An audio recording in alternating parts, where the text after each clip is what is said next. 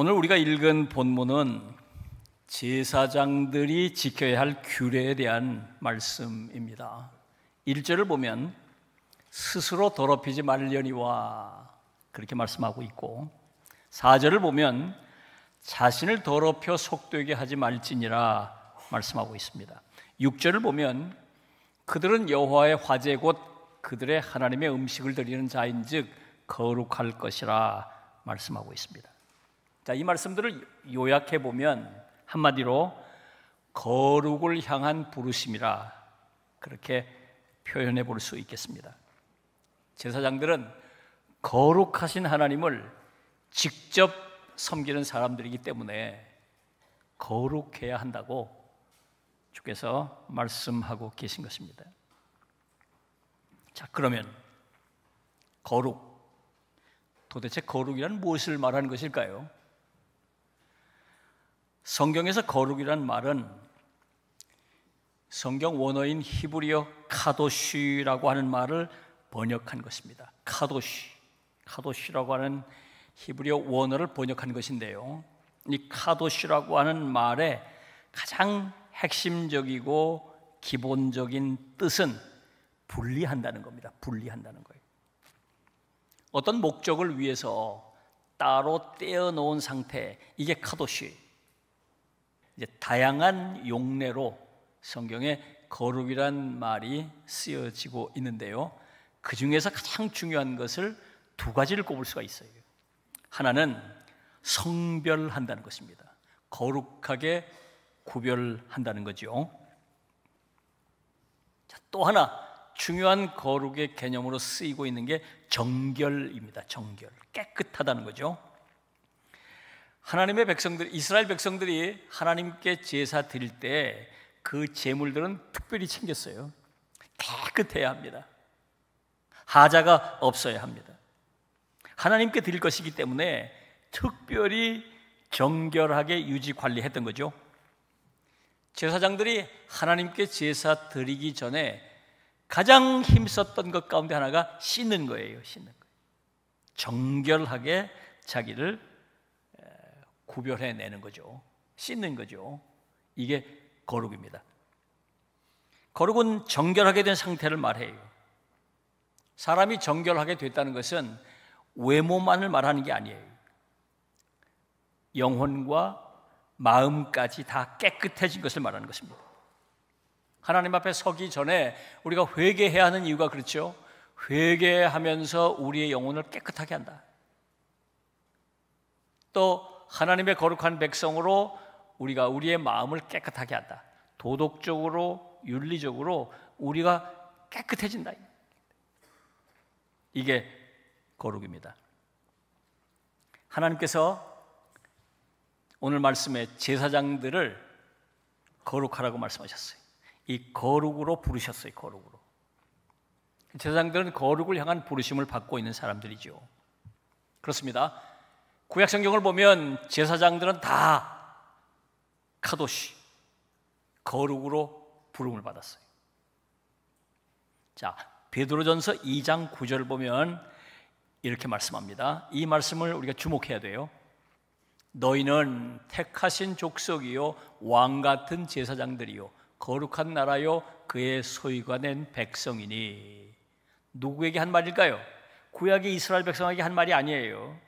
베드로 사도가 그리스도인들, 예수 믿고 하나님의 백성이 된 그리스도인들을 향해서 한 말이에요. 그리스도인들을 향해서 너희는 왕 같은 제사장이라고 말하고 있는 것입니다. 요한계시록 1장 6절을 보면 또 이렇게 말씀하고 있어요. 그의 아버지 하나님을 위하여 우리를 나라와 제사장으로 삼으신 그에게 그랬어요.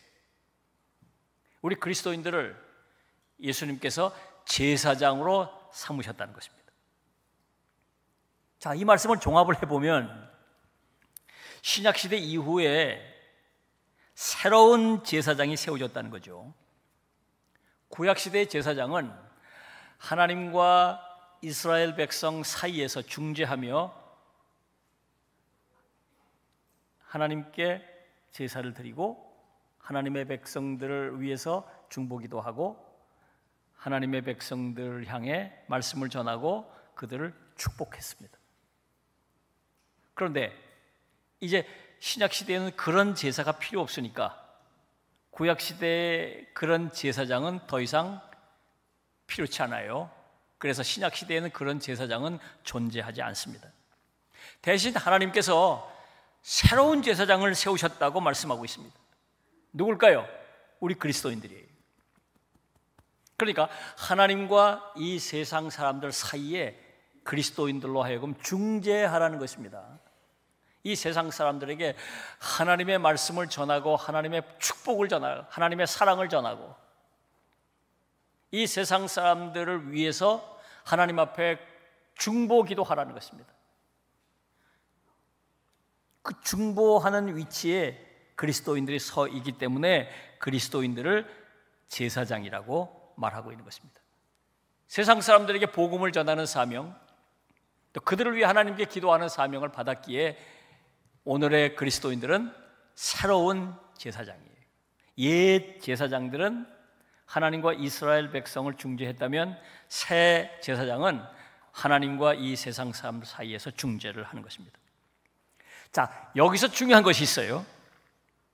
새로운 제사장들도 옛 제사장처럼 거룩을 향한 부르심을 받고 있다는 것입니다.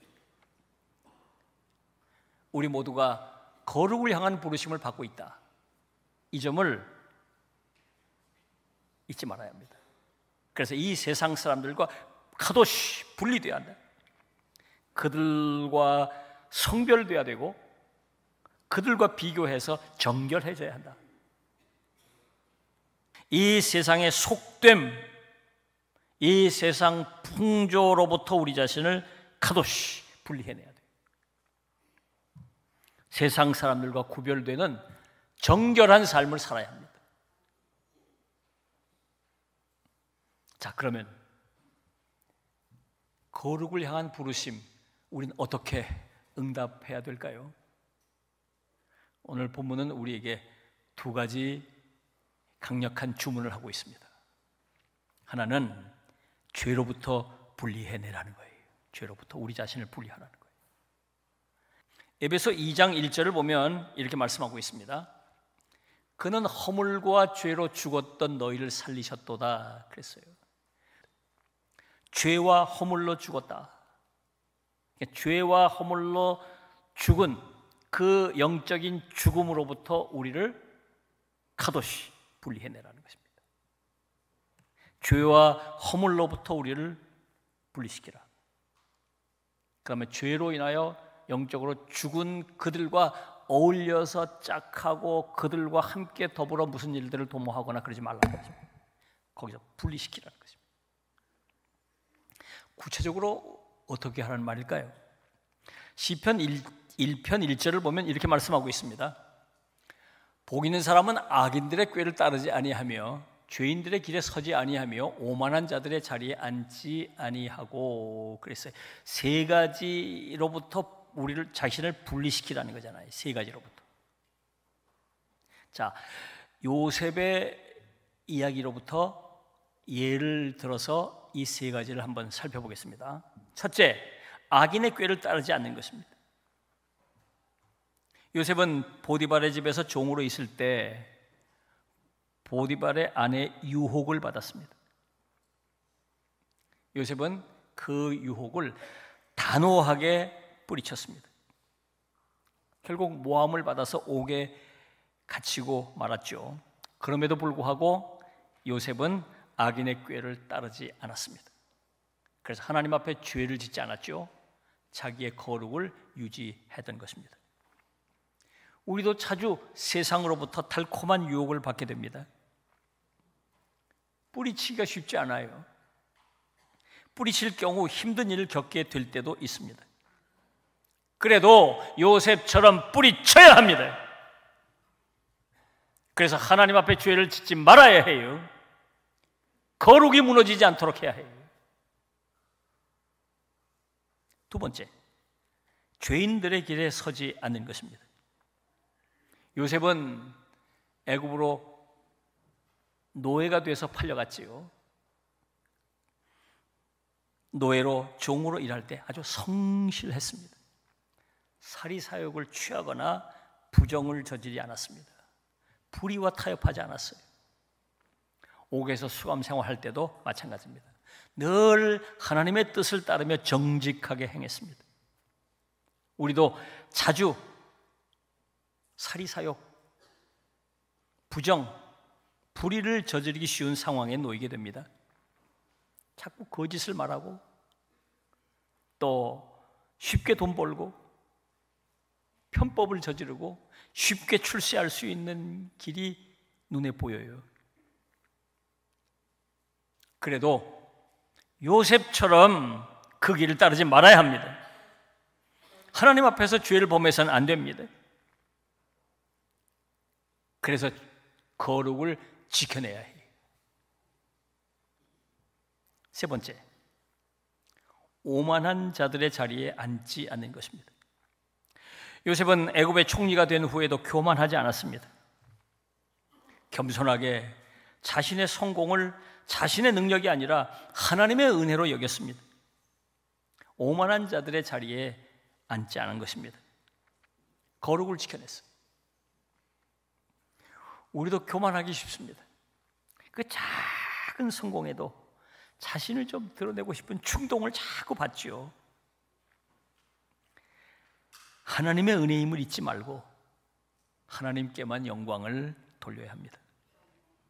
그래서 오만한 자의 자리에 앉지 않고 그래서 거룩을 지켜내야 합니다. 자, 또 하나 오늘 본문을 보면 또 하나 우리가 우리를 분리해내야 할 것이 또 하나 있어요. 세상 풍조로부터의 분리입니다. 우리가 거룩한 삶 살고 거룩을 향하는 부르심에 응답하려고 할 때 두 번째, 세상 풍조로부터 우리를 분리해야 해요.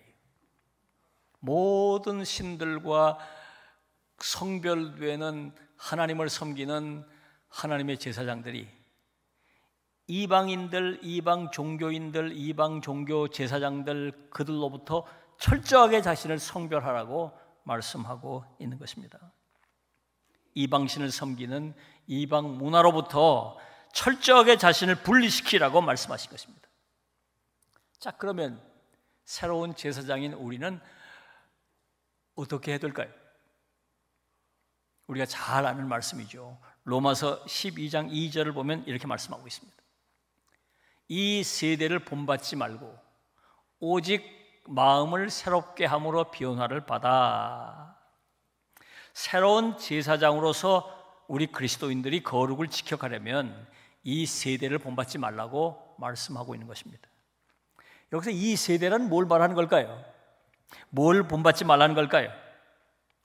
한마디로 말하면 그리스도인들이 살고 있는 이 시대, 당시대에 하나님과 무관한 세속적인 삶의 방식을 말하는 것입니다.